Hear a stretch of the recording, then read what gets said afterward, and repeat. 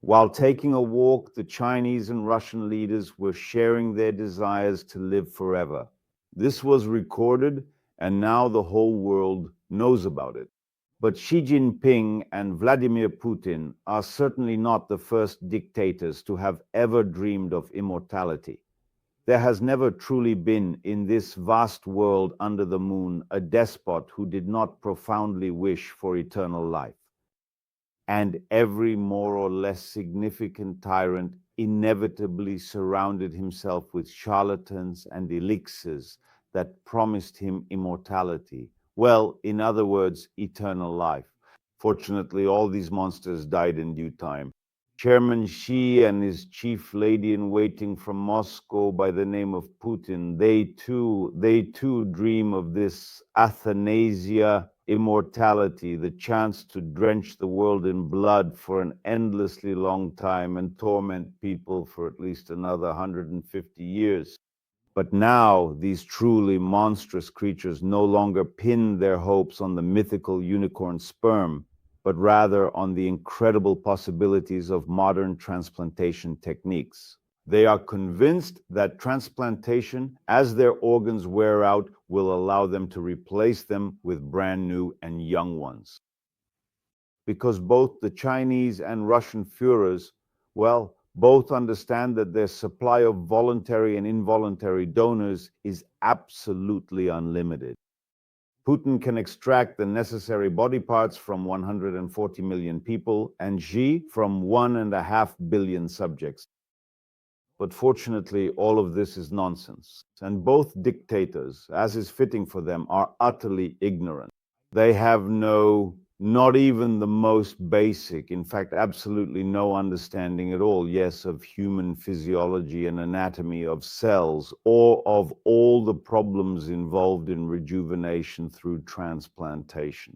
Well, let them, frankly speaking, remain in their blissful ignorance, which, along with them, will undoubtedly soon be buried.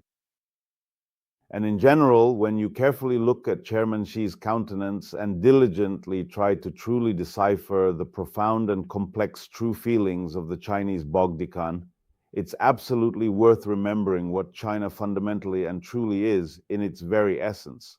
It's one thing, in Shenyang, the tranquil river backwaters, and the profound three kingdoms of words in the classic Red Chamber. But things are a bit different.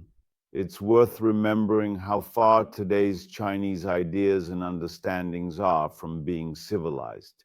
And look, I have a rather gruesome, I'd say, photo on my Telegram channel, but you need to muster up some courage if you want to understand everything. Please take a look at it as well.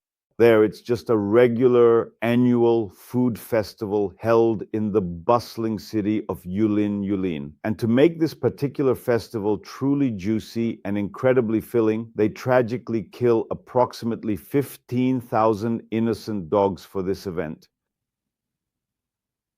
Those very loyal and devoted dogs that wag their tails with great enthusiasm until the very last moment and look hopefully and intently into the eyes of the rather slant-eyed gourmets, anticipating a treat. Every single year, the nation of China slaughters and consumes approximately 4 million domestic cats, both female and male felines, for various purposes. Of course, this is probably not the sole or indeed the exhaustive characteristic of China, but this particular detail, you have to readily agree, genuinely says a considerable amount. To be fair, there are protests there against the slaughter of dogs and cats, and that's why this year the Yulin Festival was held more quietly than usual. It wasn't made into a national holiday, there was no pomp, no advertising. You can't say it was secret, but almost secret. But still, it undeniably took place and successfully gathered devoted lovers of both dog and cat meat,